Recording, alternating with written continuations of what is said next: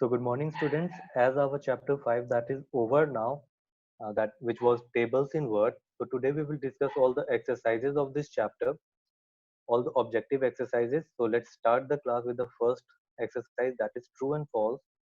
Now in this true and false, first question is, in a table, rows are arranged vertically and columns horizontally. So this will be false because we all know that rows are arranged horizontally and columns are arranged vertically. That means rows go from left to right and columns goes from top to bottom. Second one, to go from one cell to an adjacent cell in a table, you can use the arrow keys. So this is true. We can use the arrow key for moving around in the different cells in a table. So that will be true. 3. To select an entire row in a table, place the mouse pointer to the right of the row just outside the table border and click. So this will be false. For selecting the entire row, we need to place the mouse pointer in the left side of the row instead of right side. So this answer will be false. You can only insert an additional row in a table at the bottom after the last row. So this will also be false because in table we have both the options for inserting a row above and below. So this will be false. Fifth one, you can add numerical values entered in either a row or a column of a table. So yes, we have the formula in MS Word table, that is equal to sum above, equal to sum below, equal to sum left and equal to sum right. Now above and below, that is for the column, and left and right, that is for the row. So we can add numerical data entered in either row or in column. So this will be true. So let's move to our next exercise, that is match the icons with the commands. Now the first icon which you can see, that is the row height option or your row height icon, you can say, because you can see that one single cell is there and then two arrows are there which is moving in the opposite direction, which is indicating the height of the row. So this will be row height option. Now in the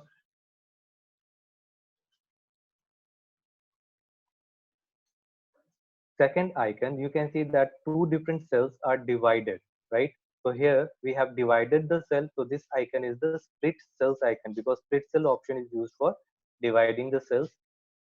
Third icon, in this you can see there is a table drawn at the bottom, and at top two arrows are there which is indicating the width of the table, and we know that auto fit option is used for controlling the width of an entire table. So this is the auto fit option, that is F. Now fourth one, in this you can see, in this also two different arrows are moving from left to right and one single cell is there. So this is the width option, but this time it is for the column only, a single column. So this is column width option, that is A. Now fifth one, fx. Now fx, we know that is the formula icon, and in formula we do addition. So this will be B, add, and last one, that is the merge cells option, because you can see there are different cells in this icon but only one cell is single cell in the center. So that is the merge cells icon. Now fill in the blanks, choose the words from the box.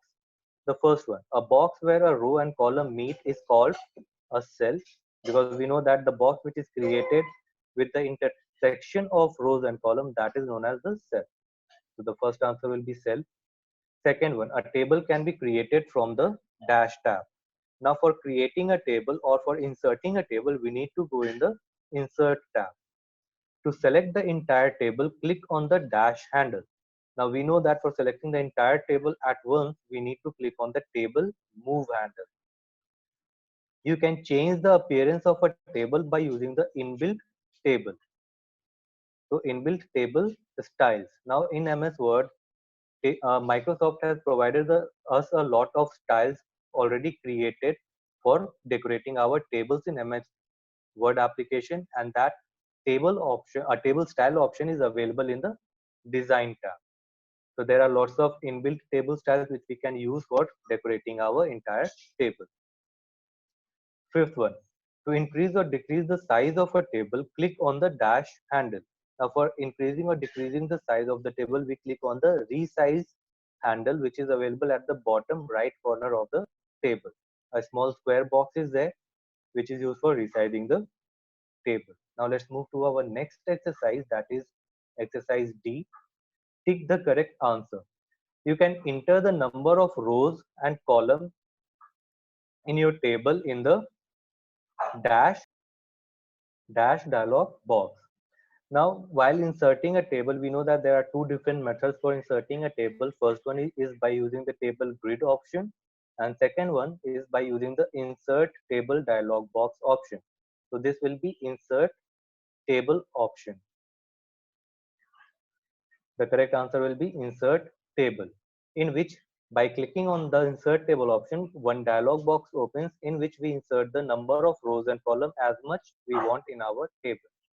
The second, to go from a cell to the one to go from a cell to the one on the right, press the dash key. Now for going to the cell which is present at the right side of the selected cell, we press the tab key. So by pressing the tab key, we can go to the next cell. 3. Clicking on auto fit dash shrinks or expands the columns to adjust the data. So which auto fit option we need to select for shrinking and expanding the width of the table according to the data. So we select auto fit content. So as much big the content size will be, that much big the column width will also be. So that will be content, auto fit content. Fourth one, click on the dash dialog box launcher to see the border and shading option. Now for seeing that border and shading option, we click on the borders dialog box launcher, because in that only we get all the options related with the shading, that is coloring of the cell, and borders, that means the outline design of the table. Fifth one, the formula that appears when you want to add the numbers in a column is, now here it can be equal to some above and equal to some below, both, because the question is not clear whether the data is at the bottom side or in the upper side, and these both option can be used for adding data in a column. So equal to sum is also correct, and equal to sum below is also correct. So you can either write whatever option you want, both will be correct. If in question it is not mentioned that where we are doing the calculation, at above or at below. So with this, chapter 5 is over. In next class we'll start chapter 6. Till then, keep studying, revise the chapter, and stay at home, stay healthy. Bye everyone.